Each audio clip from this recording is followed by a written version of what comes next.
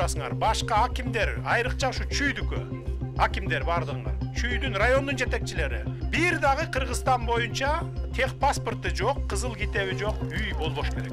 Полностью ревизия кылып чыгып, бардыгын чечип беришиңер керек. Кимде ким чечпейт убагында, мына мен майга чейин убакыт беремин.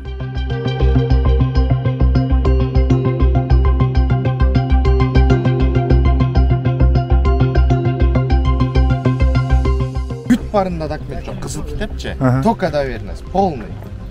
15 миңби, 15 миң, 16 миң население бар, үй бар. Ошонун барында документ жок. Документ жоктун айда болуп атат. Документ жоктун айда. Бирок президент биринчи документти берип койгула деп тапшырма берген да. Ошондуктан эми президентке толук маалымат жетпей атат да.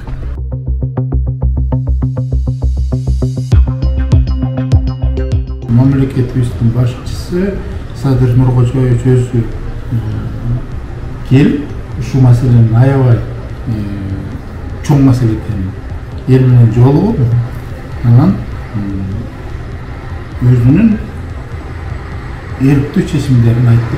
Азыр бирок мен аны издегенге 3 саатта жетип алып. Ошол айтылган тапшырмаларды аткаруу менен биринчиден алектенем мен.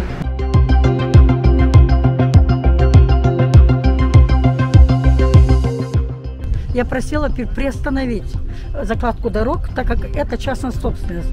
По закону должны были у частной собственницы спросить, это частная собственность. Мне колхозом выдано в 2008 году. Я с 1972 по 1996 год работала в колхозе «Красная заря», Светловечнице. Мне выдал колхоз эту землю. Это мой череп, по-крымски вот так скажу.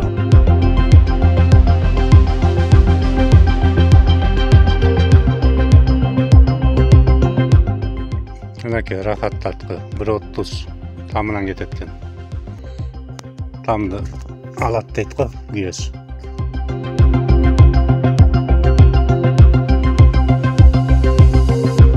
Биздин урматтуу президентке кичине бир ооз элдин атынан сөз айткым келет да. Обещание берерден мурун биринчи тактап туруп, бул өкмөттүн жери же жеке менчикке тиешелүү жерби, ошону тактап туруп анан обещание бериш керек да.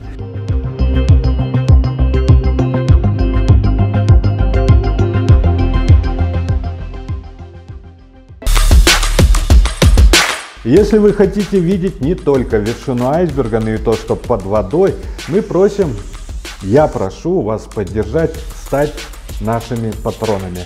Мы станем еще сильнее и будем сносить коррупцию на корню. Как нас поддержать, вы можете прочитать в описании к этому видео.